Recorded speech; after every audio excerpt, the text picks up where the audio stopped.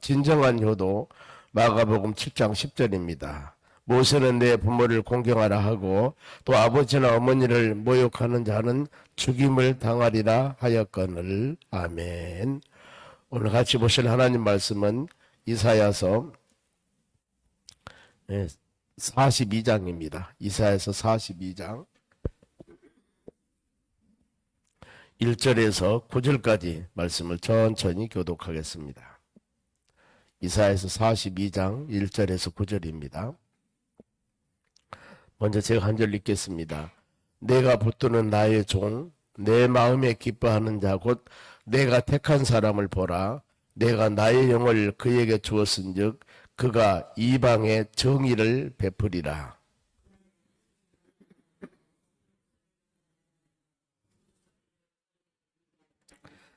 상한 갈대를 꺾지 아니하며 꺼져가는 등불을 끄지 아니하고 진실로 정의를 시행할 것이며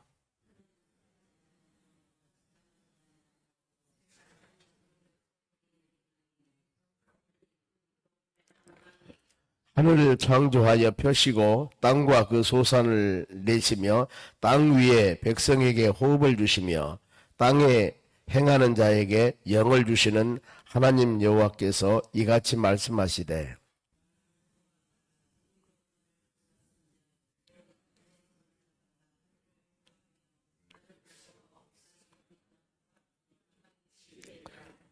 내가 눈먼 자들의 눈을 밝히며 갇힌 자를 감옥에서 이끌어내며 흑암에 앉은 자를 감방에서 나오게 하라.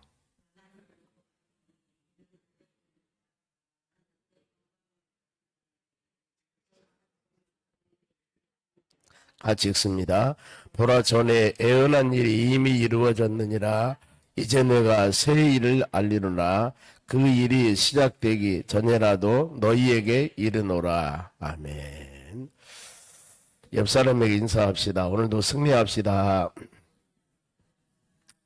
오늘 하나님 말씀은 메시아의 성품과 사역을 예언합니다. 지금 이사야서는 39장까지는 전체적으로 심판, 하나님의 유다 백성, 이스라엘 백성에 대한 심판, 그리고 주위의 수많은 나라들을 세우고 심판하고 이런 부분을 쭉 말씀을 합니다.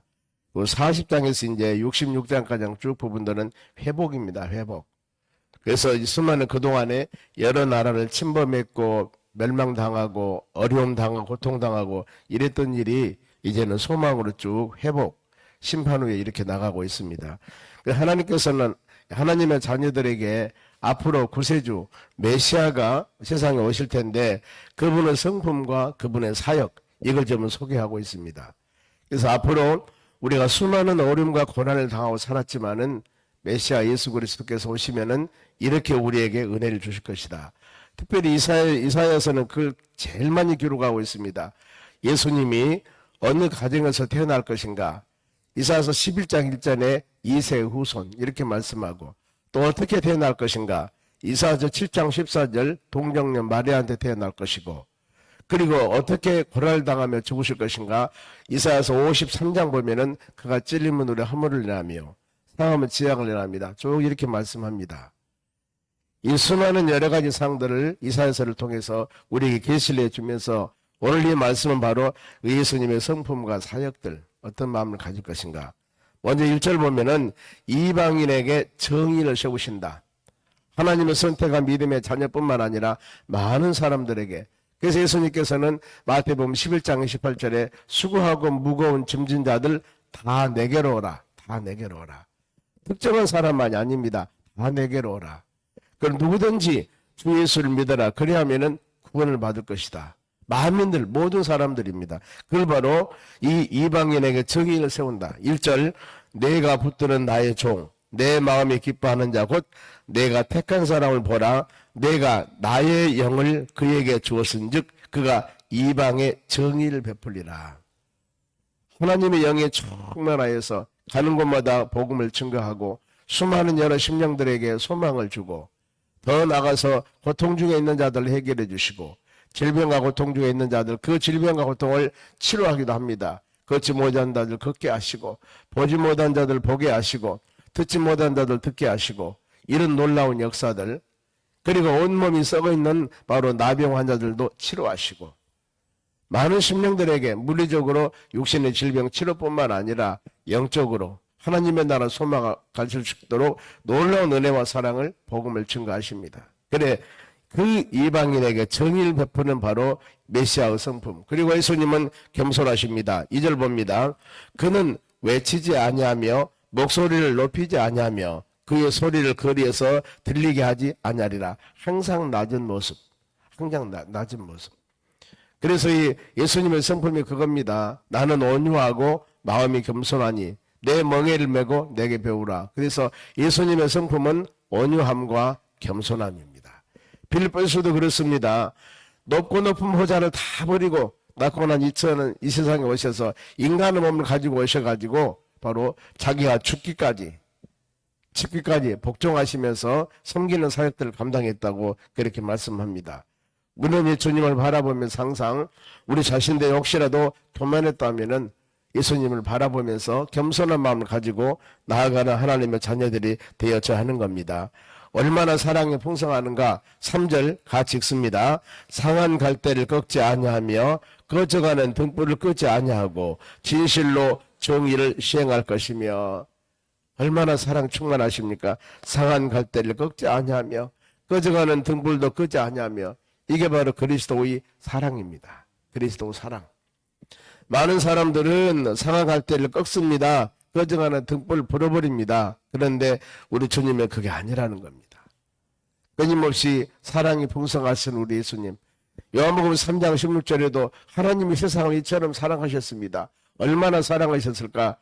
독생자를 세상에 보내서 누구든지 그 예수 그리스도 독생자를 믿기만 하면은 구원받을 수 있도록 우리 모든 사람을 위해서 십자가 죽으시는 하나님의 놀라운 사랑. 우리가 이걸 마음에 새기면서 그리스도의 은혜와 사랑을 마음에 깊이 깨닫고 사는 우리는 매일매일 이 하나님의 놀라운 사랑을 받고 또 만민에게 우리 주위에 있는 많은 사람들에게 이 사랑을 증거하며 믿음으로 사는 하나님의 자녀들이 되어져야 하는 겁니다.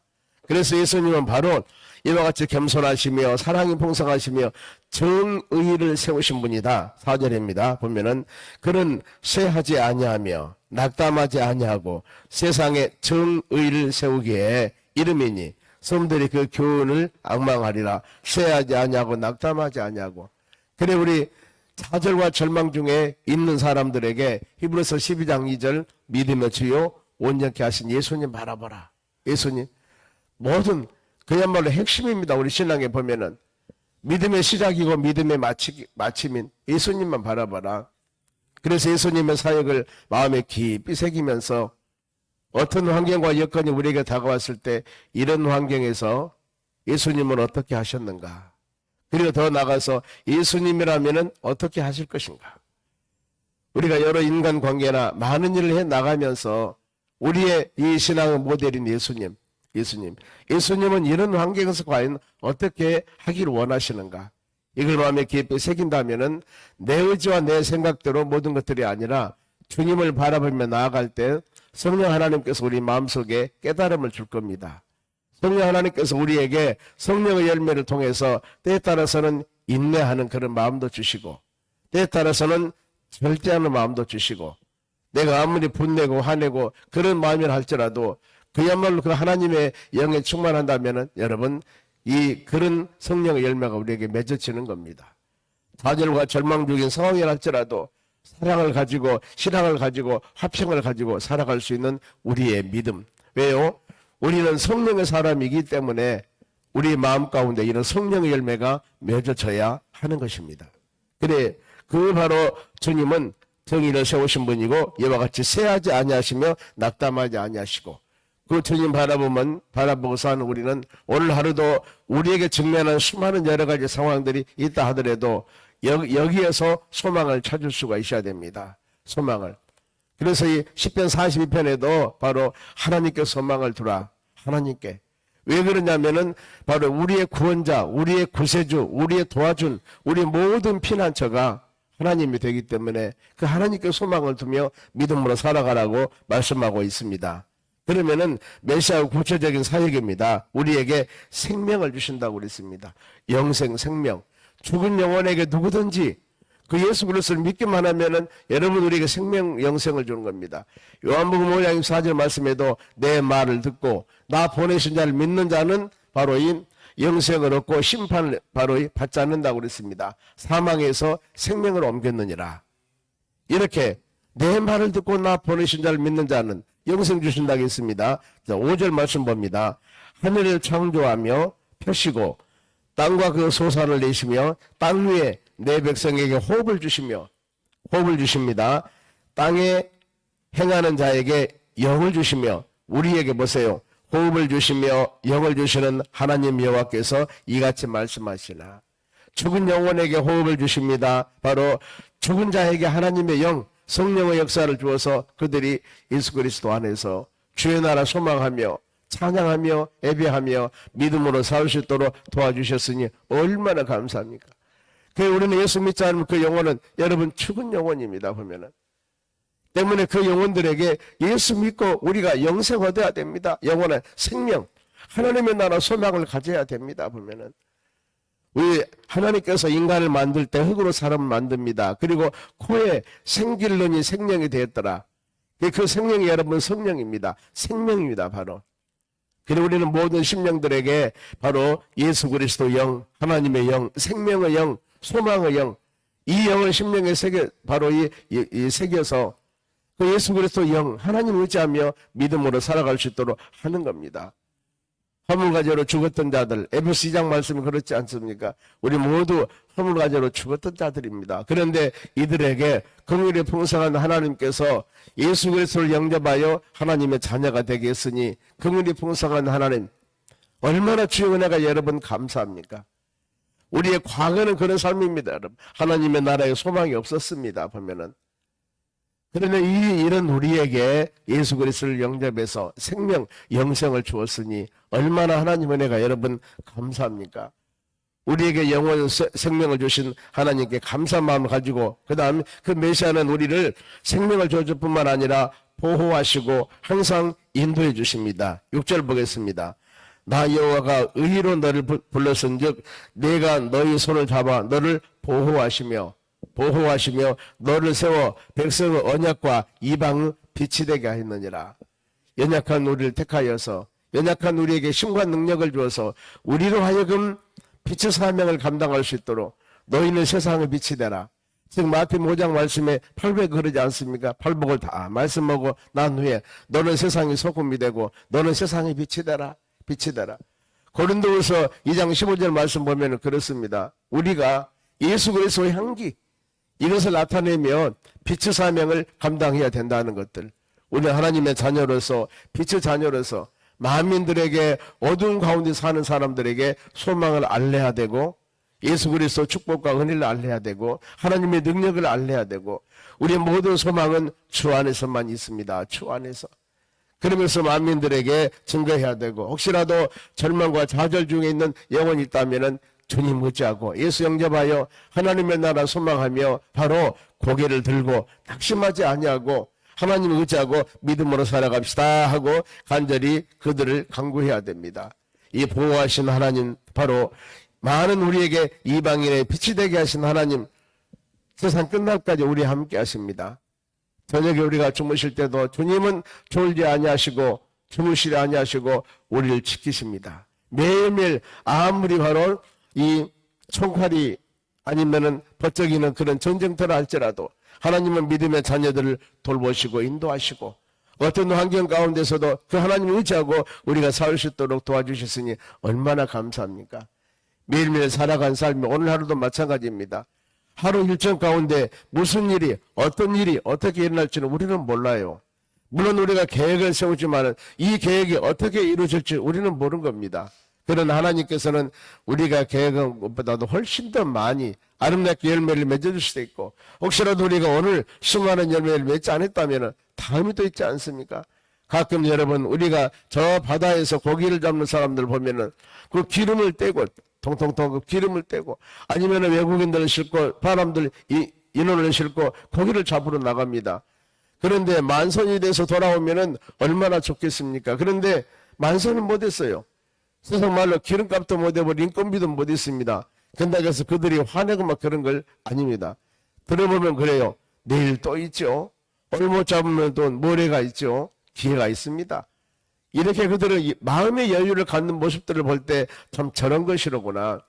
우리 살아가는 세상 삶이 내 마음대로 지어지고 높여지고 쌓여진 것들이 아니라 하나님의 때가 있습니다.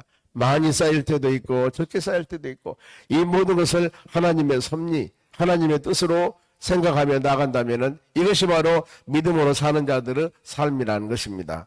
여러분, 너를 보호하시며 너를 세워 백성의 언약과 이방인을 빛이 되게 하였으니, 그러면서 주신 은혜가 어떤 가운데 얽매여 있고 어떤 굴레에 꽉 쪄 있다 하더라도 하나님 뜻은 이런 우리들을 해방시켜주고 이런 우리들을 자유를 주십니다.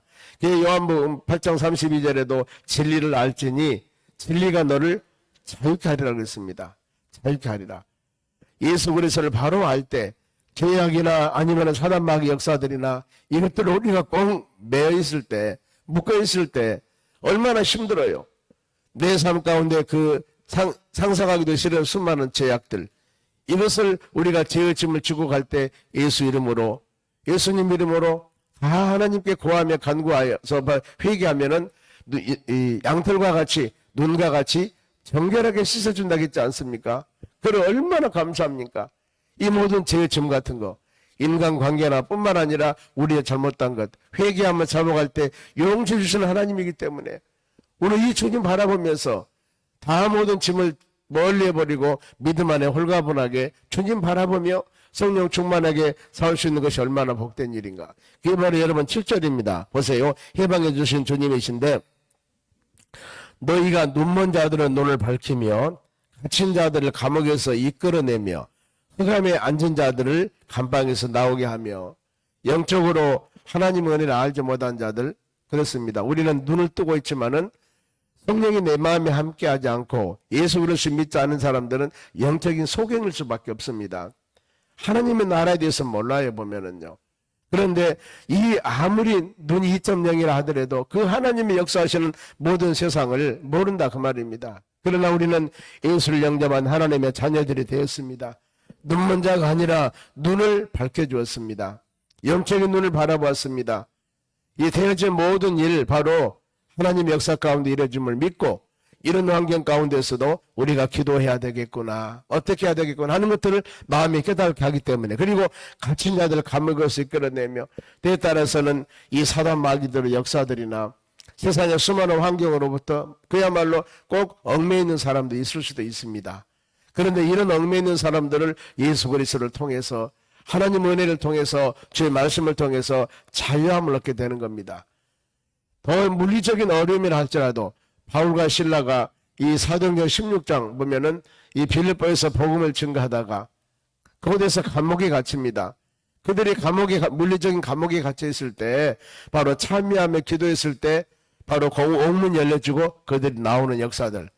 사도행전 12장에도 보면은 베드로도 감옥에 갇혔습니다.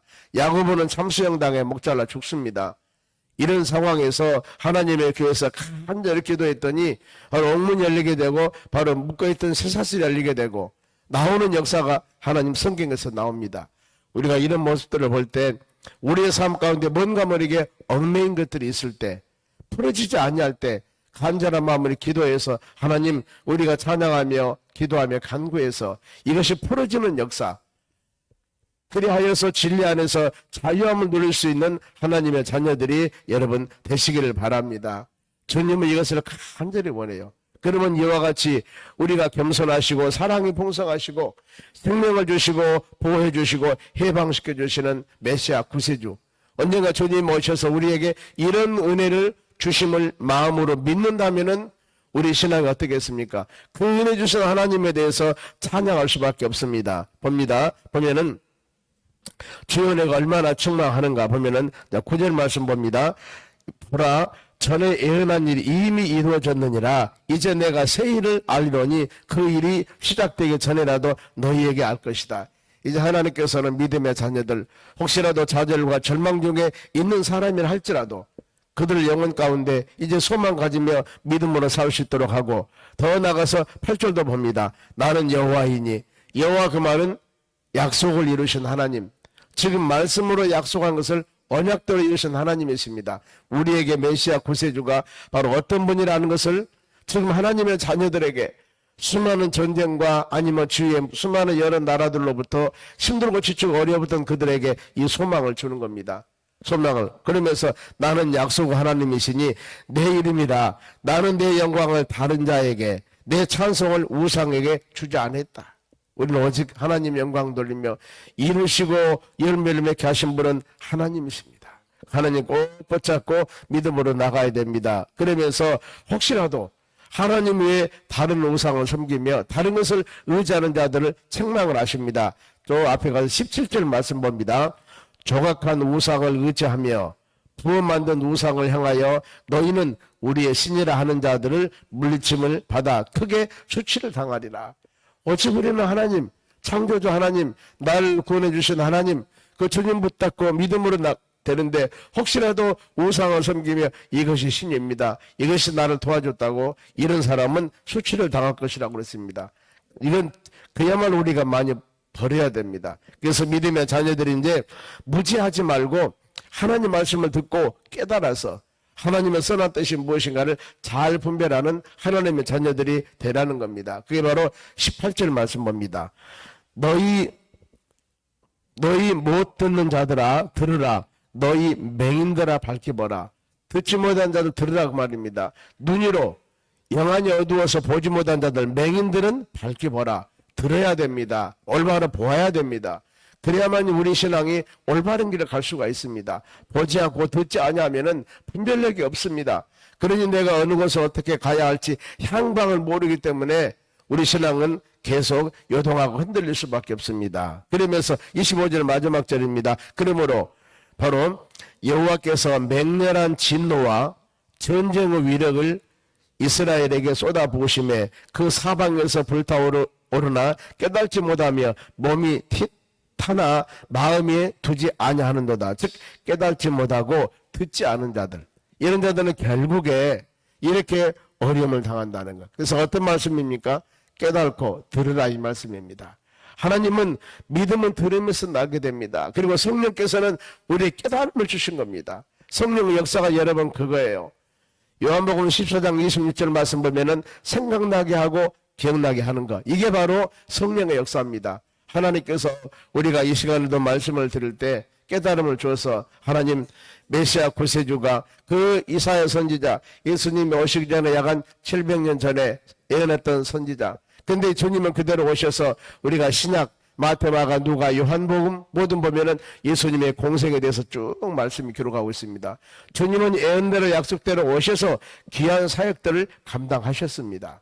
우리는 이걸 마음에 깊이 새기면서 그 주님 바라보면서 이 하루도 하나님 우리에게 바로 은혜를 주시고 사랑을 주시고 힘을 주시고 능력을 주어서 주님과 동행하는 하루가 되며 또 기도하는 기도 제목 하나하나 들으시고 하나님의 때가 되며 열매를 맺도록 해달라고 간절히 구하는 여러분의 신앙 되었을 때 이 하루가 예수님과 동행하는 축복된 하루가 될 줄로 믿습니다. 기도하겠습니다. 하나님 감사드립니다. 이 하루도 하나님 은혜 가운데 믿음으로 복된 하루가 되기를 간절히 원합니다. 주의 말씀을 생명의 양식으로 우리 심령의 세계 싸우니 듣는 귀 눈으로 올바로 바라보면서 어떤 환경이 다가와도 흔들리지 않도록 하나님 긍휼과 자비하심과 권능을 베풀어 주시옵소서. 정영만 집사님 바로 가족 구원을 위해서 하나님 물질 드립니다. 받으시고 1,000번째 큰 은혜 내려 주시옵소서. 감사하며 예수님의 이름으로 기도하옵나이다.